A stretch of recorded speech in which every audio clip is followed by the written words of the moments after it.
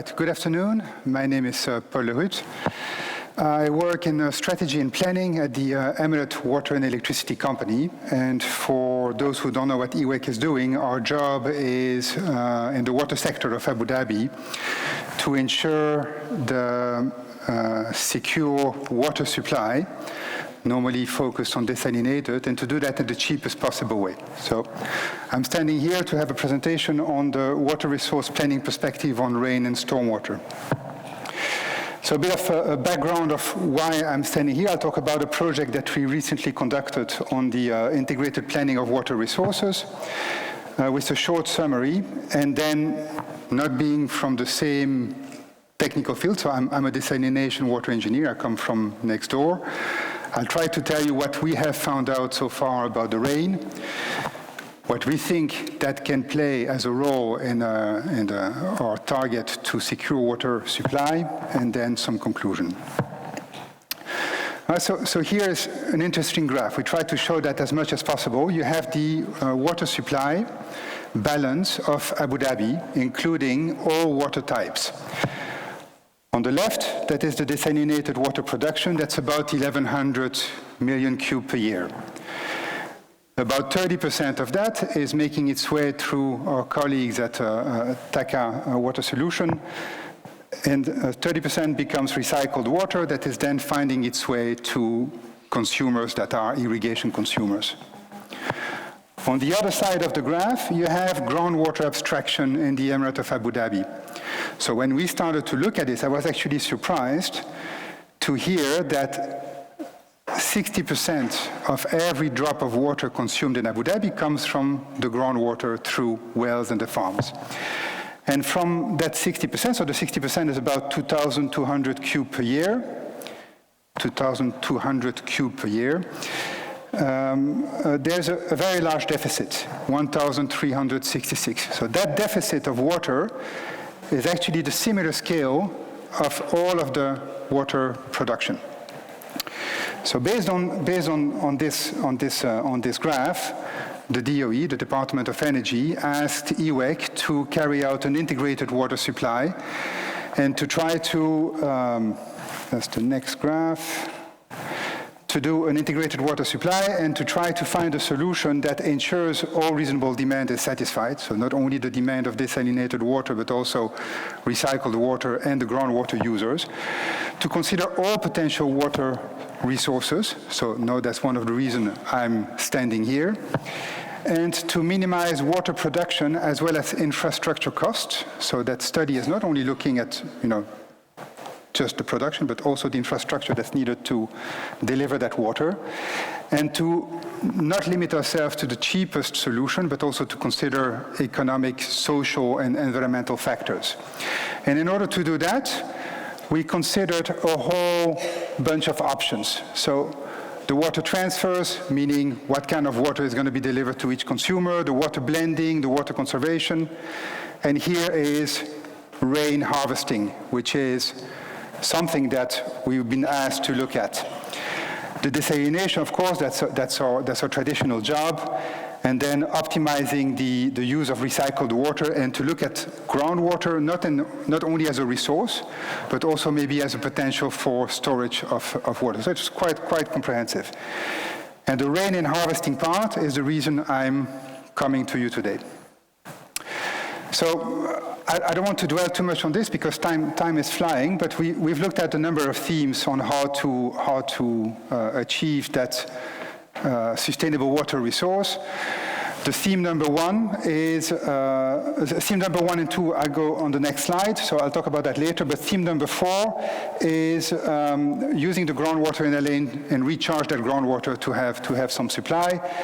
The theme number 5 is something that your colleagues next door were really excited about. It's a RO inland, where we would make use of the groundwater resources inland. Theme number 6, making use of existing infrastructure. Theme number 8, that's dealing with the recycled water. Would it be better to mix it with desalinated water to achieve the right quality, or would it be better to put a polishing plan? So those are the kind of economical decisions we put on the table.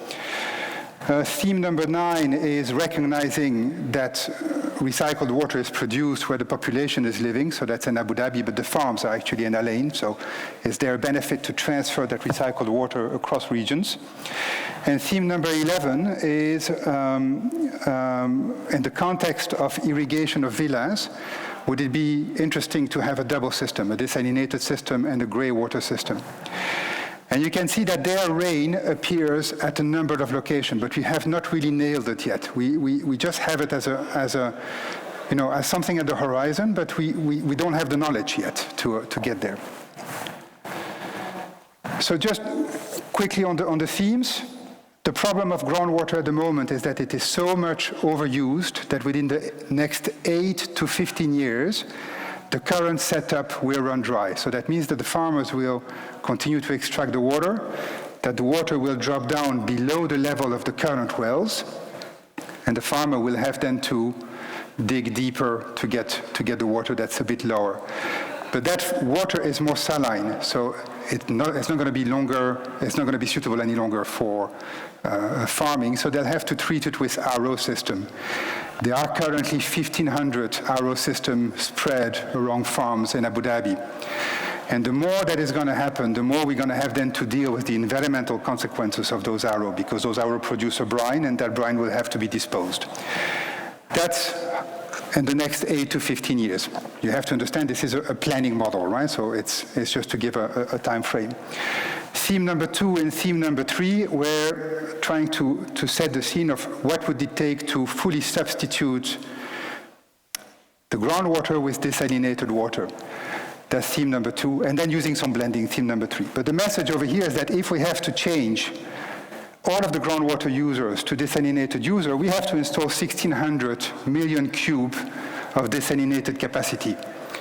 So this morning I was in a panel on the other side, they got really excited about this. So I can imagine that, they're all making their revenue and thinking for the next 10 years we set. So I'm here to actually ask for your help on how to reduce that with rainwater. So I'm giving you the answer on the last slide. So what do we learn? So from a newbie, a layman, I've started to look at the rain as a source of supply, and we've put a number of graphs. So what we found out is that the rain is actually very erratic. So as a desalinated guy, I knew that, but it's interesting to have that into a graph. You have here at the end, you have the 2024 rain that everybody talks about. It's actually not the first time we have a rain like this. The last time was in 1982, where you have a similar amount of rain. And you can see that, this rain is then followed by a much lower rain, and then sometimes years where you have nothing, and then it comes back up. It's completely erratic. So from a water supply, water resource perspective, that's a nightmare for me. I just don't know what to do with that rain. In addition to that, in the planification of infrastructure, we looked at the average, and we saw that there's an average from 1982, which is the first time we had recorded data, until 2000, it's about 93 millimeter per year. The value in itself is not important, but after the year 2000, that average seems to have decreased, actually by half. So for the last 20 years, we have half as much water as we had in the 20 years that continue. As a planner, I'm wondering, right, everybody talks about climate change. Where is this going to go? We heard that our colleague from NCM, the National Center, have a forecast for this, but there's going to be a big impact. Another interesting slide, and I can see I'm running out of time. So this slide is trying to put into one graph the entire water that falls on the Emirate of Abu Dhabi in a year.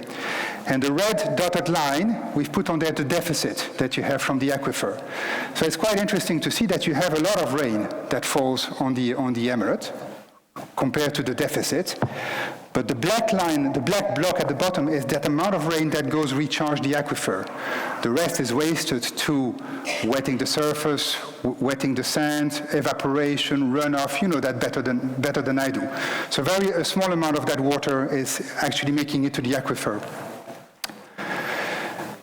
The other thing we found out is that once you've wet the soil, once you have that water that starts to wet, to produce a useful runoff, you have peak times between useful rains. We have assumed 10 millimeter per day. That value is questionable. But if you assume that it takes 10 millimeter in order to generate a useful runoff, well, I can see here between two meaningful events in Abu Dhabi airport, you have 4 years. Sometimes you have 3 years, you have 2 years. So that's what we're dealing with. I have 0 time. So that's what we're dealing to in terms of understanding the rain. So from my water resource perspective, I know I can make use of the rain from an operational perspective. Those are recordings from our water supply on rainy days, and you can see that there are some consumers that reduce their water consumption for up to 7 days after a rain event. Some other consumers are actually reducing only 1 day, so there's a bit of a training of the consumers, but we talk about 7 days, and we talk about operational saving. So if I take that graph, I can think that from an operational perspective, there are opportunities to do more. Those things we'd be looking at on operational time frame. But if I take a look at those 1,600 million cube per year and 380 kilometers of pipeline that will have to be constructed to deliver it, I'm wondering how it is that I can make use of the rain. Because that rain is erratic, that there's a long time between the rain, so I do not provide any security of supply to the consumers. So it's a double question that I have to answer. Can I make use operationally? Yes. But can I use the rain to reduce my infrastructure? I don't see how. And that's what I'm here to ask. So I can see in the audience many consultants that are working with us normally on the desalination world. The question that I have is, can you please help us and think of ways where we can use the rain not only from an operational perspective, but for security of supply, and something beyond constructing a reservoir of 300 square kilometers that you put the rain at. So something clever, that's what we're looking for, and that's the reason I came over here. All right, so questions?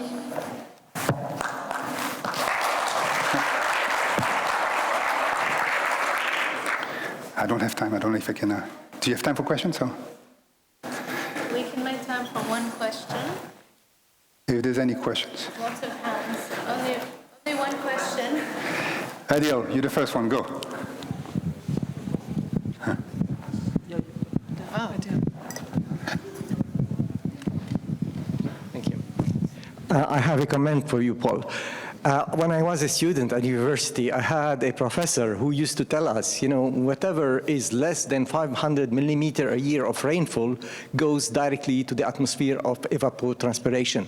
So unless you have these events, heavy, very heavy events where, you know, water is not evaporating immediately and that infiltrates, this is where you can recharge the groundwater.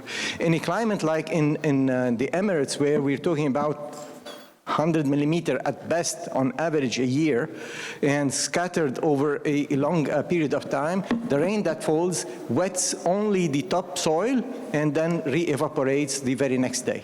So my direct answer is very difficult to capture this water. Yes, so very difficult, but that cannot be the final answer.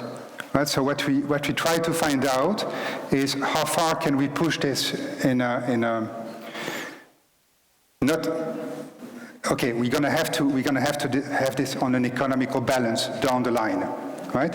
But are there some solutions already now where you might not consider the economy? Just how would that world look like if you had to capture all of the rain? I just cannot imagine. So that's where we need, maybe come to my office after and then we'll talk about it, and other ones as well.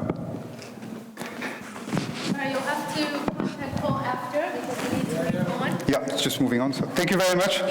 And I hope.